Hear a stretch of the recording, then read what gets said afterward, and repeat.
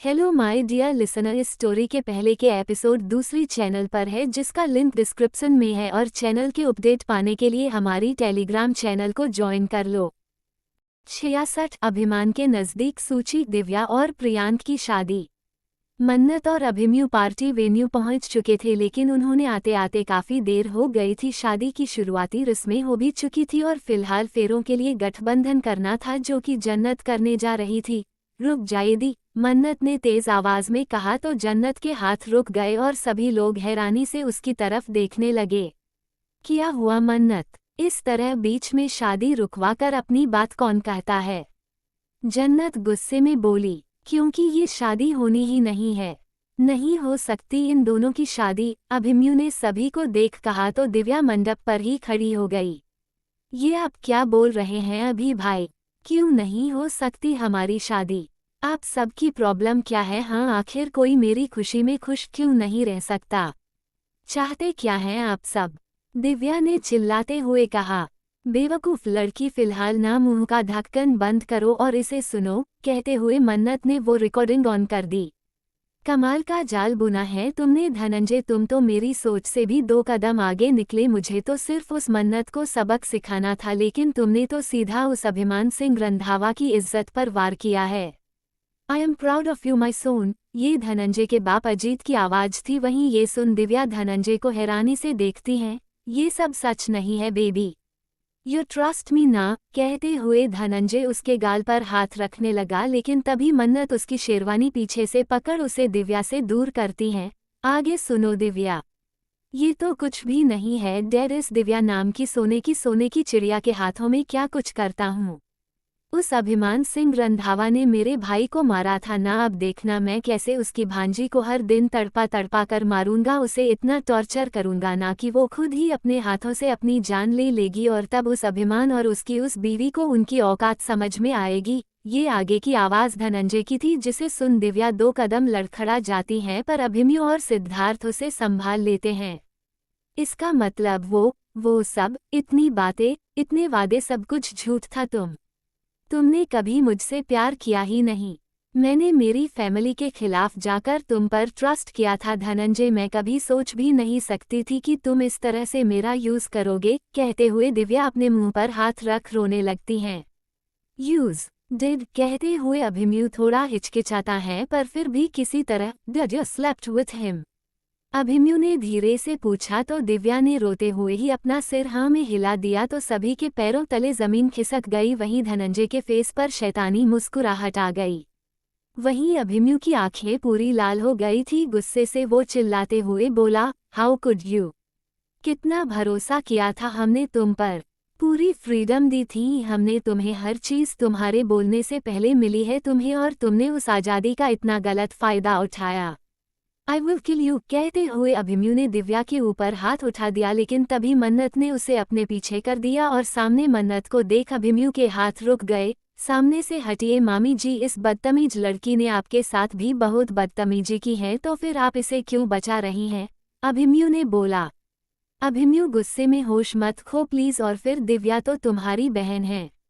हाँ, उससे गलती हुई है, पर उस पर इस तरह सबके सामने हाथ उठाकर तुम और एक गलती करने जा रहे हो, मन्नत ने उसे समझाया। ये लड़की हर समय सबको ज्ञान ही क्यों बांटती रहती हैं? जन्नत ने मुंह बनाते हुए कहा। ब्रावो, कहते हुए धनंजय ताली बजाने लगा और मन्नत उसे घूरने लगी। तुमने तो घर में सबको अपनी मुट्ठी में कर रखा है। हाँ, तुम्हारे एक इशारे पर हर कोई अपनी दुम हिलाने लगता है। इसी तरह फंसाया था ना मेरे भाई को, तड़पा तड़पा कर मारा था ना उसे, अब बारी तुम लोगों की है। जा नहीं करता मैं इससे शादी, इसके जैसी 36 रोज मेरे बिस्तर पर मिलती हैं। सोच अब कौन करेगा तेरी इस छोड़ी हुई बहन से शादी?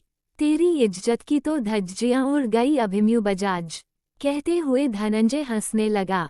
मैं करूंगा शादी। ये आवाज सुन सभी लोग सामने खड़े प्रियांक को देखते हैं, जिसने अभी ये बात बोली थी। वहीं मन्नत उसकी बात पर बिल्कुल हैरान हो चुकी थी।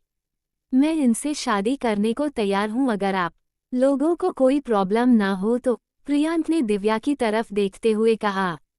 मिथिला जी बिल्कुल प्रियांक के सामने खड़ी हो जाती हैं। बेटा दिव्या, वो बोलने की कोशिश कर रही थी पर कह नहीं पा रही थी। वजन नहीं है। फिर भी कोई प्रॉब्लम नहीं है मुझे सिर्फ मन्नत दी और अभिमान जीजू की इज्जत से फर्क पड़ता है और उसके लिए मैं ये करने को तैयार हूँ, प्रियांक बोला। प्रियांक मेरे भाई कोई प्रेशर नहीं है तुझ पर, मेरे बारे में मत सोच।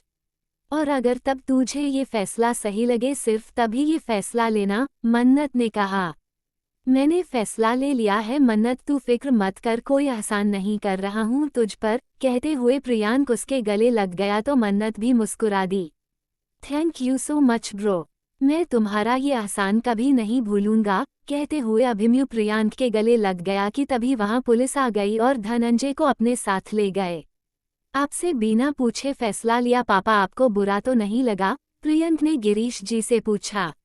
गर्व है मुझे तुम पर बेटा, तू आगे बढ़, मैं तेरे साथ हूँ, गिरीश जी ने उसके कंधों पर हाथ रख कहा। इस शादी में ध्वनि जी नहीं आई थी। अब प्रियांक और दिव्या की शादी की रस्में शुरू हो गई थी। सभी लोग काफी खुश थे, भले ही प्रियांक इतना अमीर नहीं था लेकिन एक बहुत ही सुलझा हुआ और शरीफ लड़का था और उस धनंजय से तो लाख गुना बेहतर था। आ गए, कहते हुए अभिमन्यु के फेस पर स्माइल थी जो कि अचानक ही गायब हो गई। वहीं मन्नत भी अभिमान को देखने लगी और मुस्कुराते हुए उसकी तरफ जाने लगी, पर तभी जन्नत ने उसका हाथ पकड़ लिया। कहाँ जा रही?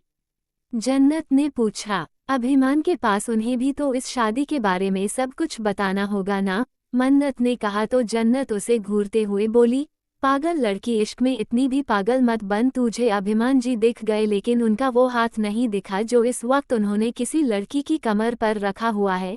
उसकी बात सुन मन्नत सामने दरवाजे पर देखती हैं तो सच में अभिमान इस वक्त सूची के साथ था और उसका हाथ सूची की कमर पर था। That's it for today guys, folded hands, folded hands, folded hands. New novel promo. Durga confusion में अपने सामने खड़े शिव गोयनका को देख रही थी। उसने कई बार अखबारों में उसकी फोटो देख रखी थी लेकिन आज पहली बार उसे सामने से देख रही थी। तुम कल पूरी मीडिया के सामने डैड के खिलाफ कही हुई अपनी सारी दलीलों को झुठ लाओगी और साथ ही साथ उनसे माफी भी मांगोगी, शिव सर्द आवाज में बोला। ना तो आप मेरे गुरु हैं, ना तो पिताजी और ना ही बड़े भाई, तो किस हक से आप मुझे हुक्म दे रहे हैं? दुर्गा ने उसे घूरते हुए कहा। तो शिव की नजरें उस पर थोड़ी सी तिरछी हो गई।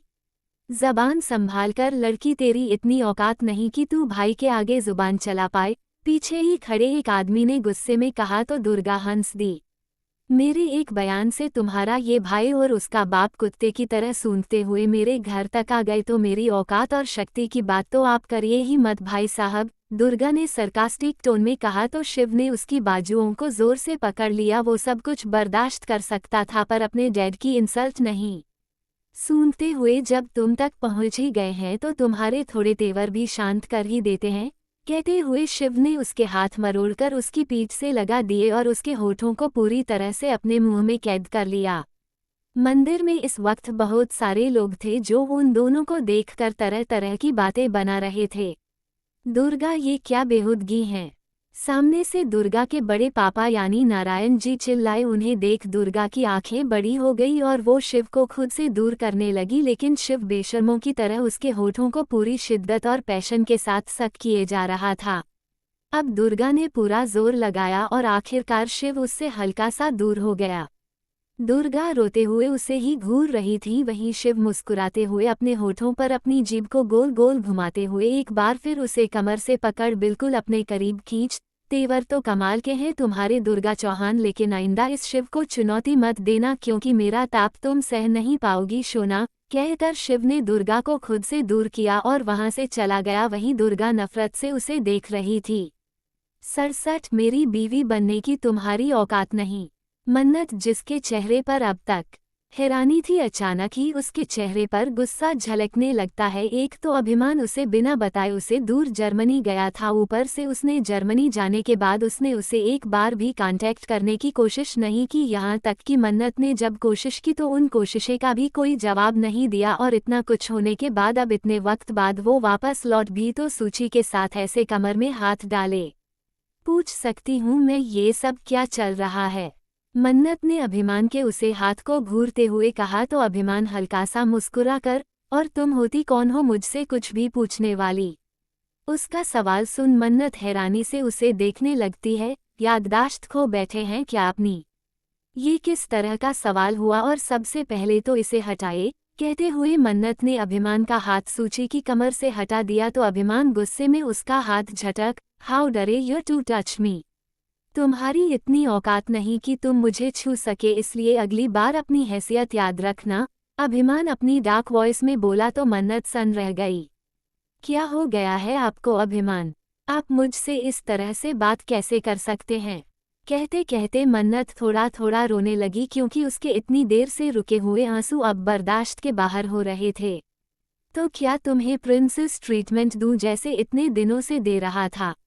एक्चुअली गलती तुम्हारी नहीं है, गलती तुम्हारे क्लास की है। तुम्हारे क्लास के जो गंदे और गरीब लोग होते हैं ना, उन्हें महलों में आकर पैर पसारने की आदत होती है, इसलिए तुम्हें भी लगा कि मैं तुम्हें जिंदगी भर अपने सर पर बिठाकर रखूंगा, but you are very wrong my little one, अभिमान ने डेविल स्माइल करते हुए कहा। वहीं मन्नत की आंखों से आंसू का एक कतरा बहकर उसके गाल पर आ गिरा।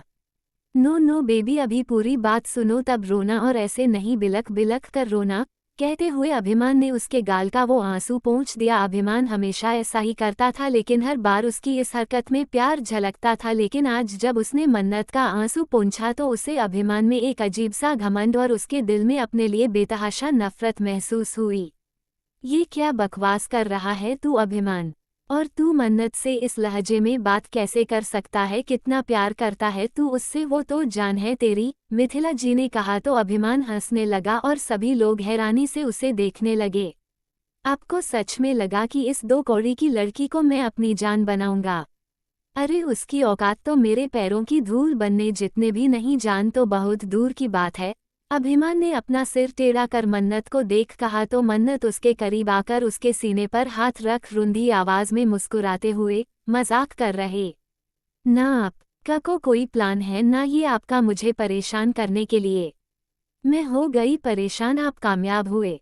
अब प्लीज इस मजाक को यहीं रोक दीजिए, क्योंकि अगर थोड़ी देर ये मजाक और चला ना तो मैं मर जाऊंगी अभिमान, मन्नत ने कहा तो अभिमान उसके दोनों हाथों पर अपने हाथ रख उसके कान के बिल्कुल पास जाकर, तो मर जाओ। उसके ये अल्फाज सुन मन्नत को ऐसा महसूस हुआ जैसे उसकी रूह किसी ने उसके शरीर से खींच ली हो। अगर तुम्हें ये सब मजाक लग रहा है तो ये तुम्हारी प्रॉब्लम है, मजाक ये नहीं है, असली मजाक तो इतने दिन मैंने तुम्हारे साथ किया, उफ कितने नखरे झेलने पड़े मुझे तुम्हारी वाहियात बातें, अक्सर दर्द होने लगता था मेरा, बट फाइनली इतना कुछ करने के बाद मैंने तुम्हें पा ही लिया, अभिमान ने डेविल स्माइल करते हुए कहा और मन्नत के हाथ छोड़ दिए। आप तो प्यार करते थे ना मुझसे, फिर ये सब क्यों? प्लीज मत बोलिए ना, मन्नत ने रोते हुए कहा। नाटक था वो, अभिमान ने सर्द आवाज में कहा। वो सब कुछ एक धोखा था, एक जाल था तुम्हें मेरे बेड तक लाने के लिए, अभिमान ने उसके चेहरे पर झुकते हुए कहा तो मन्नत ने अपनी आंखें बंद कर ली क्योंकि यह शब्द इतना गंदा था कि उससे सुना तक नहीं जा रहा था।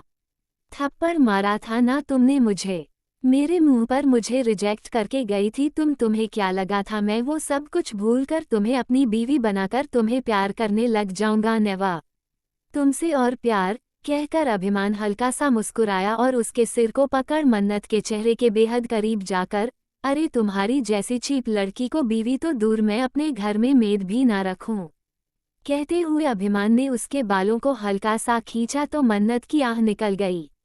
जवाब मिल गया ना, नाउ गेट लॉस्ट डार्लिंग, कहते हुए अभिमान ने उसके कंधे पर हाथ रख उसे खुद से दूर धकेल दिया। मन्नत कहीं नहीं जाएगी अभिमान, मिथिला जी ने गुस्से में कहा। एग्जैक्टली दीदी, ऐसे लोग खुद थोड़ी ना जाते हैं, इन्हें तो धक्के मारकर निकलवाना पड़ता है। सिक्योरिटी, अभिमान ने आवाज दी तो काफी सारे गार्ड्स वहां आकर खड़े हो जाते हैं। निकलो इस लड़की को बाहर, अभिमान ने सर्द आवाज में कहा तो गार्ड्स उसकी तरफ बढ़ने लगे, लेकिन इससे पहले वो मन्नत तक पहुंच पाते किसी ने उनके चेहरे पर पंच मार उन्हें मन्नत से दूर कर दिया। अभिमन्यु तुम इस मैटर से दूर रहो, अभिमान ने अपने सामने खड़े अभिमन्यु को देखते हुए कहा जिसने अभी अभी उन गार्ड्स को पांच मारा था। मुझे वजह नहीं जाननी ये आप दोनों का पर्सनल मैटर है, इसलिए मैं कुछ नहीं बोल रहा, लेकिन आपके सिवा कोई भी दूसरा इन्हें हाथ नहीं लगाएगा, अभिमन्यु ने गुस्से में कहा। फाइन, ये काम मैं खुद ही कर देता हूँ, कहते हुए अभिमान ने मन्नत का हाथ पकड़ा और उसे खींचते हुए बाहर की तरफ ले जाने लगा। प्लीज स्टॉप, अभिमन्यु ने कहा। अभिमान उसे छोड़ वो कहीं नहीं जाएगी, मिथिला जी ने कहा। पर अभिमान ने किसी की एक न सुनी और मन्नत का हाथ बाहर ले जाकर झटके से छोड़ दिया। लेकिन तभी प्रियांक ने उसे संभाल लिया और मन्नत उसके सीने से लग सिसकने लगी। आप मेरी दी के साथ इस तरह बिहेव नहीं कर सकते, प्रियांक ने गुस्से में कहा। शी डिजर्व्स दैट किडो। मुझे तुम लोगों से कोई प्रॉब्लम नहीं है, लेकिन प्लीज इसे मेरे सामने मत लेकर आना। कहते हुए अभिमान ने एक बार फिर अपना हाथ सूची की कमर पर रख दिया। मन्नत उसके हाथ को देखते हुए वहां से जाने लगती है कि तभी अभिमान उसका हाथ पकड़ लेता है। मन्नत एक उम्मीद से अभिमान की तरफ मुड़ती है, पर वो भी दूसरे की पल टूट जाती है, क्योंकि अभिमान ने उससे उसका शादी का तोहफा यानी वो डायमंड रिंग छीन ली थी। जा ही रही हो तो पूरी तरह अलग होकर जाओ, कहते हुए अब अभिमान का हाथ उसके मंगलसूत्र तक जाने लगता है। पर तभी मन्नत उसका हाथ पकड़ लेती है। अगर आपकी बीवी बनने की मेरी औकात नहीं तो मेरे इस मंगलसूत्र को छूने की आपकी औकात नहीं।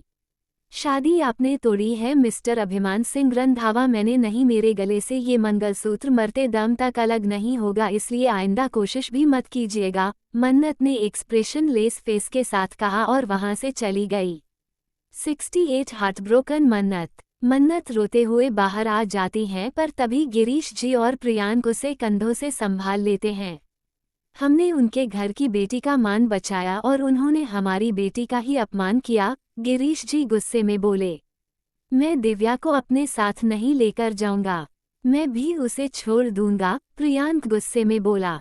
चुप कर, अंदर जो भी हुआ वो मेरे और अभिमान के बीच की बात है, आप लोगों को कुछ भी करने की जरूरत नहीं है। आपकी बेटी जन्नत अपने घर में अब भी बहुत खुश हैं, तो आप लोग फिक्र क्यों करते हैं। मेरा जज्बातों तो सिर्फ सौदा हुआ था, कल आप लोगों ने किया था और आज मेरे पति ने, कहते हुए मन्नत की आंखों से आंसू गिरने लगे। दी तू चिंता मत कर, मैं तेरे साथ हूँ, ये लोग तेरे साथ इस तरह गलत नहीं कर सकते। अभिमान जी को तुझे वापस लेकर जाना ही होगा, वो ऐसे कैसे एक पल में सब कुछ खत्म कर सकते हैं, प्रियांक ने उसका चेहरा अपने हाथों में भरते हुए कहा। जैसे एक पल में उन्होंने सब कुछ किया था मेरे लिए, मुझे आसमान तक लेकर गए थे वो, और आज अपना मतलब निकल जाने के बाद दूध में पड़ी मक्खी की तरह निकालकर फेंक दिया मुझे, कहकर मन्नत रोते हुए जमीन पर बैठ जाती हैं। प्रियांक बेटा तू जाकर दिव्या को ले आ, गिरीश जी ने कहा तो प्रियांक गुस्से में, मेरे लिए फिलहाल मेरी बहन इम्पोर्टेंट है, अगर आपको इतनी ही परवाह है उसकी तो आप ले आइए, कहते हुए प्रियांक मन्नत के पास बैठ गया तो मन्नत उसके कंधे पर ही रोते हुए बेहोश होकर गिर जाती है। मन्नत कहते हुए प्रियांक उसके गाल थपथपाता है, पर मन्नत अपनी आंखें नहीं खोलती। ये देख प्रियांक उसे अपनी गोद में उठाकर कार में ले जाता है और गिरीश जी मन्नत को एक नज़र देख अंदर चले जाते हैं। दिव्या अब भी एक कोने में खड़ी हुई थी, उसकी जैसी हरकतें थी, किसी को भी उसकी विदाई का गम नहीं था। फिलहाल इस वक्त सबको सिर्फ मन्नत की चिंता हो रही थी। क्या देख रही हो, ज्यादा सोचो मत, तुम्हारे लिए कोई रोने नहीं वाला, वैसे मानना पड़ेगा मन्नत को, बहन होकर मेरी तो ली ही ली, आज तुम्हारी शादी की भी सारी हाईलाइट वही ले गई, जन्नत ने मुस्कुराते हुए कहा तो दिव्या गुस्से में उसे घूरने लगी। गिरीश जी अंदर आ जाते हैं। बेटा चलिए, गिरीश जी बोले। प्रियांक कहाँ है, अभिमन्यु ने पूछा। मन्नत बेहोश हो गई है, वो उसके पास है, गिरीश जी सर्द आवाज में बोले तो सभी लोग फिक्र में आ गए। वो कैसी है, ठीक तो है ना, मिथिला जी ने फिक्र में पूछा। होश नहीं आया है, अब तक आंखें नहीं खोल रही वो, और जितनी देर होश में थी भी सिर्फ रोए जा रही थी। रिश्ते मांगने तो आप आए थे अभिमान जी, हंसती खेलती बच्ची दी थी हमने आपको, आपने तो हमारी बच्ची से उसकी रूह ही छीन ली, गिरीश जी ने रोते हुए कहा। पर अभिमान अब भी बिना भाव के खड़ा था। ज्यादा कुछ तो मैं आपको कह नहीं सकता, पर भगवान से इतना दुआ जरूर करूंगा कि अगर आपको कभी कोई संतान हो तो वो बेटी ना हो, गिरीश जी ने कहा तो अभिमान ने एक नज़र उन्हें देखा और दिव्या के साथ वहां से चले गए। बहुत गलत किया तूने अभिमान, बहुत गलत, मिथिला जी रोते हुए बोली और वहां से चली गई। और ऐसे ही धीरे धीरे सभी लोग वहां से चले गए। अब सिर्फ वहां पर अभिमान और गंगा जी बचे थे। अभिमान एकटक अपने हाथ में पकड़ी हुई मन्नत की रिंग को देख रहा था। क्या हुआ माँ, आपको कुछ नहीं कहना, मुझे कोई सवाल नहीं करना मुझसे, अभिमान बिन भाव के बोला तो गंगा जी थोड़ा सा मुस्कुराई। ओ एक होते मैं माँ हूँ तेरी दुनिया के सामने, ये पत्थर बनाकर मेरे सामने तू अब भी मेरा छोटा सा अभिमान ही है, गंगा जी ने उसे देख कहा तो अभिमान उनके गले लग गया। कोठारी निवास। प्रियांक मन्नत को लेकर घर आता है और पीछे से ही दिव्या और गिरीश जी भी आते हैं। मन्नत को यूं बेहोश देख ध्वनि जी उनके पास दौड़ी चली आती हैं। ये मन्नत को क्या हुआ? ये बेहोश क्यों है? कहते हुए ध्वनि जी की नज़र पीछे ही खड़ी दिव्या पर गई, जिसे देख वो कंफ्यूज हो गई।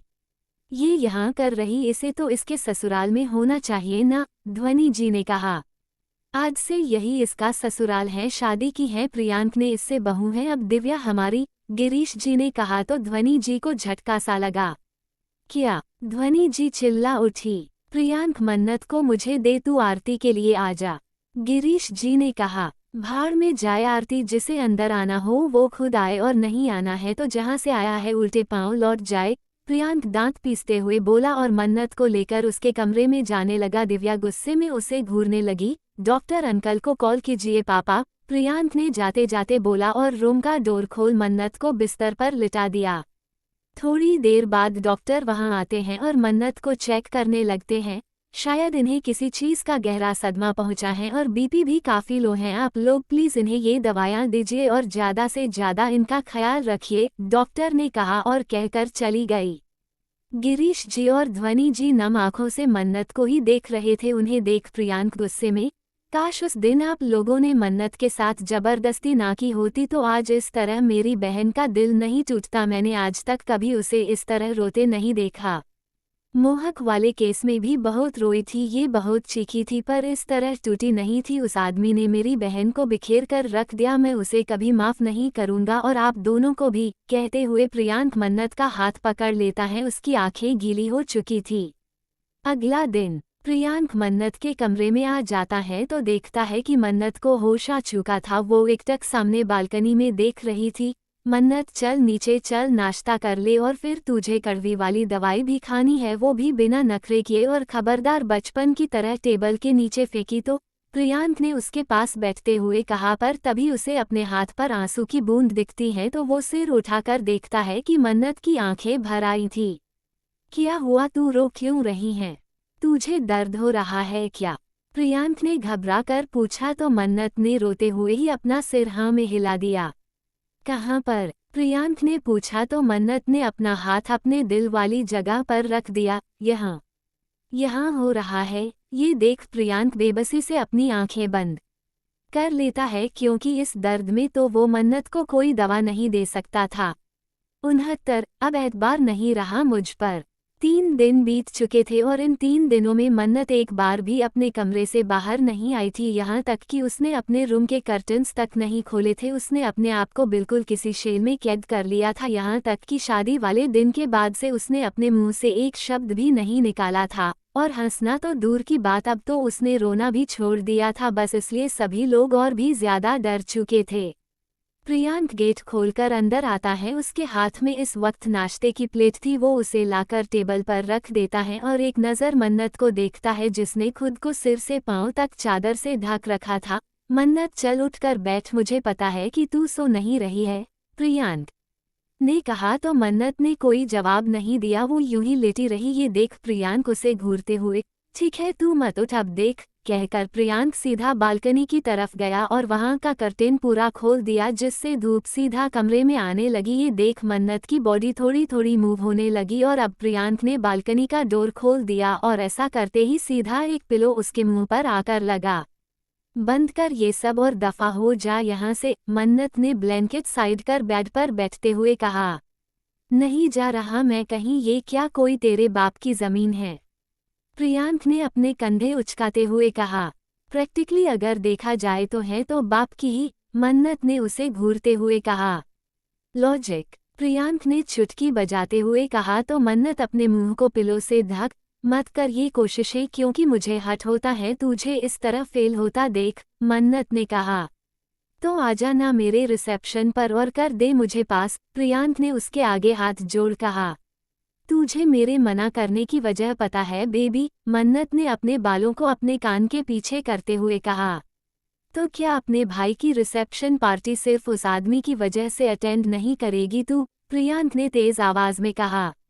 शट अप प्रियांक, मन्नत गुस्से में बोली। एक बात कान खोलकर सुन ले मन्नत, अगर तू आज इस रिसेप्शन में नहीं आई तो आज कोई रिसेप्शन नहीं होगा, प्रियांक गुस्से में बोला और वहां से चला गया। उसके जाते ही मन्नत ने अपने सिर पर हाथ रख लिया और फिर थोड़ा सोच वो वॉशरूम चली गई।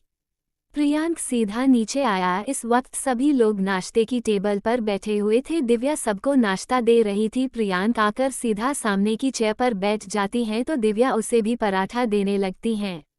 मम्मा मुझे पोहा दीजिए, प्रियांक ने सर्द आवाज में कहा तो दिव्या के हाथ रुक गए और उसका मुंह बन गया।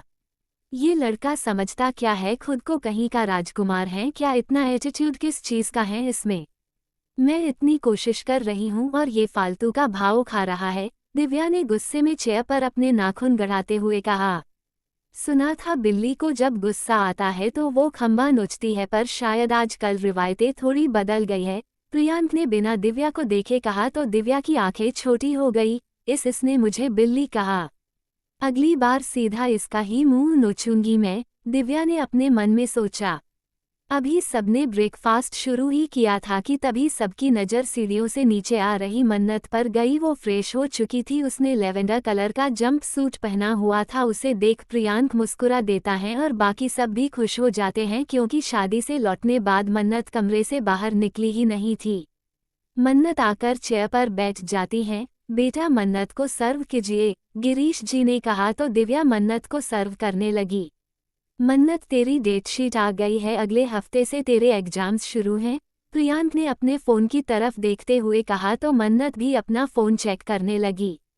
वहीं दूसरी तरफ अभिमान अपने कमरे में सो रहा था। ज़मीन पर काफ़ी सारी शराब की बॉटल्स टूटी हुई पड़ी थी। रूम की हालत भी बिल्कुल सही नहीं थी। तभी नाइट स्टैंड पर रखा अभिमान का फ़ोन रिंग करता है और अभिमान बिना आंखें खोले कॉल पिक कर उसे स्पीकर पर डाल देता है। गुड मॉर्निंग एमएम, अभिमन्यु ने कहा। न्यूज मिली, अभिमान ने कोल्ड वॉइस में कहा। हम न्यूज उस तक पहुंच गई है और मैंने खुद पहुंचाई है। बहुत दिनों से छिप कर बैठा है पर शायद अब बाहर निकलेगा, अभिमन्यु ने जवाब दिया। उस पर नजर रखना, अभिमान ने आंखें खोलते हुए कहा। उनके लिए तो आप हैं ना मैम, अभिमन्यु ने कहा और फ़ोन कट कर दिया। वहीं अभिमान नाइट स्टैंड पर रखी उस रिंग को घूरने लगा। रात का वक्त, सभी गेस्ट आना शुरू हो गए थे और ध्वनि जी और गिरीश जी उन्हें अटेंड कर रहे थे। प्रियांक ये रिसेप्शन पार्टी नहीं चाहता था क्योंकि उसके हिसाब से अभी रिसेंट में मन्नत के साथ जो कुछ भी हुआ उसके बाद घर में इस तरह का फंक्शन रखना सही नहीं है। लेकिन गिरीश जी के काफ़ी समझाने के बाद प्रियांक एक छोटी सी रिसेप्शन पार्टी के लिए मान गया था। मन्नत अपने रूम में बैठी हुई थी, उसके पूरे बेड पर किताबें बिखरी हुई थी और वो फिलहाल अपने पेन को अपने होठों से लगाए अपने हाथ में पकड़ी फिजिक्स की बुक को घूर रही थी।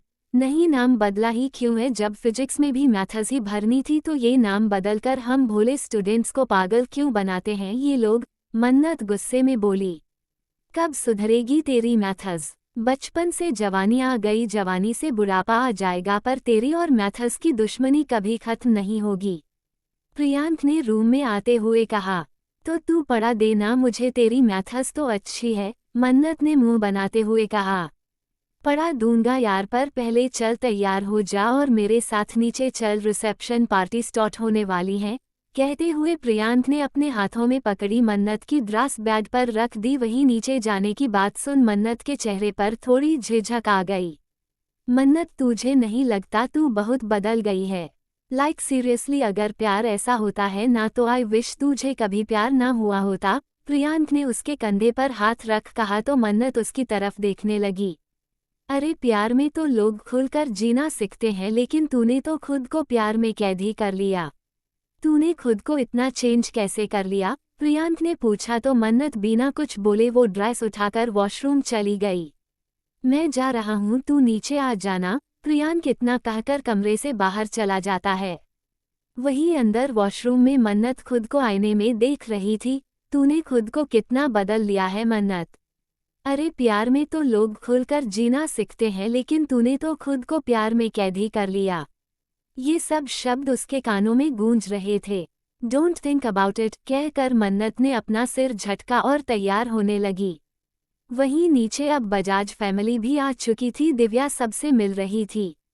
मिथिला जी को उसे यूं खुश देखकर काफी अच्छा लग रहा था और बाकी सब भी दिव्या के लिए खुश थे, वरना जो हरकत अभिमान ने उस दिन की थी उसके बाद तो शायद अगर कोई और प्रियांक की जगह होता है तो दिव्या को पक्का छोड़ देता। आप यहाँ क्यों आए, कहीं कोई गड़बड़ हो गई तो? अभिमन्यु ने धीरे से कहा। कुछ नहीं होगा, और वैसे भी मैं शादी अटेंड नहीं की थी इसलिए मैं रिसेप्शन मिस नहीं कर सकता, अभिमान ने चुपचाप सामने देखते हुए कहा। और आपके यहाँ आने से उन्हें तकलीफ हुई तो? अभिमन्यु ने पूछा, पर उसके सवाल का अभिमान ने कोई जवाब नहीं दिया। मन्नत दिव्या को लेकर नीचे आती हैं। दिव्या ने ग्रीन कलर का गोल्डन वर्क लहंगा पहना हुआ था, इस वक्त वो काफी प्रिटी लग रही थी। वहीं मन्नत ने डार्क ग्रीन कलर की नेट साड़ी पहनी हुई थी और साथ में एमरल्ड की ज्वेलरी कैरी की हुई थी। मन्नत दिव्या को प्रियांक के पास छोड़ वापस लौटती है तो उसकी नज़रें अभिमान से टकरा जाती हैं, जो कि उसे ही देख रहा था। मन्नत अपनी नज़रें फिर आगे बढ़ जाती हैं, पर तभी अभिमान उसकी कलाई पकड़ लेता है और उसे साइड में ले जाता है। वहीं मन्नत उससे अपना हाथ छुड़ाकर उसे खुद से दूर धकेल देती है। हाउ डरे यू टू टच मी, दूर रहिए मुझसे, कहकर मन्नत जाने लगी, पर तभी अभिमान ने उसे पीछे से ही अपनी बाहों में भर लिया। क्या हुआ, अब एतबार नहीं रहा मुझ पे? अभिमान ने उसके कंधे पर अपनी चिन रख उसे देखते हुए पूछा। एतबार रिश्तों में किया जाता है, पर जिन रिश्तों में औकात और हैसियत की लकीर खींच जाए उन रिश्तों में एतबार नहीं, सिर्फ अपना फायदा और मतलब देखा जाता है, मन्नत बिन भाव के बोली और अभिमान को खुद से दूर कर दिया। तुमने कहा था कि तुम मुझे छोड़कर नहीं जाओगी, अभिमान ने उसे देखते हुए कहा। कहा तो आपने भी बहुत कुछ था मिस्टर अभिमान सिंह रंधावा, कहकर मन्नत हल्का सा हंस दी। और मुझे तो यह नहीं समझ में आता कि एक मेड के स्टैंडर्ड की लड़की के पास आप बार बार क्यों चले आते हैं अपना स्टैंडर्ड गिराने। आपके पास है ना वो आसमान से उतरी हुई अप्सरा, जाए जाकर उसे हाथ लगाए, क्योंकि दोबारा अगर आपने मुझे छुआ ना तो ऐसा रखकर थप्पड़ मारूंगी ना कि 4 दिन तक निशान नहीं मिटेगा। बात जब तक प्यार की थी सब माफ, पर अब वार इज्जत पर हुआ है, कहकर मन्नत वापस पार्टी में चली जाती हैं। वो आगे बढ़ ही रही थी कि तभी वो किसी से टकरा जाती है और उस शख्स के हाथ में पकड़ी सारी ड्रिंक उसके ऊपर गिर जाती है, लेकिन थोड़ी बहुत ड्रिंक सामने खड़े शख्स पर भी गिरती हैं। देखकर चल लो ना भैया, 17,000 के कपड़े थे, सब खराब कर दिया, मन्नत ने अफसोस में अपने कपड़ों को देखती हैं जिन पर अब रेड वाइन के निशान थे। शहजादी, ये सुनते ही मन्नत हैरानी से अपने सामने खड़े आदमी को देखती हैं। कहीं उन्होंने सबको बता तो नहीं दिया इस बारे में? इसे कैसे पता, मन्नत ने अपने मन में सोचा। घबराए मत, मुझे किसी ने कुछ नहीं बताया, बस आपकी ये झील सी आंखें जिनका दीदार दिन में कई बार करता हूँ उन्हें देखकर पहचान गया, उस शख्स ने मुस्कुराते हुए कहा। मैं आपकी आवाज़ का फैन हूँ। आशुतोष, आशुतोष बिरला, कहते हुए आशुतोष ने अपना हाथ मन्नत की तरफ बढ़ा दिया तो मन्नत ने भी थोड़ा सोच उससे हाथ मिला लिया।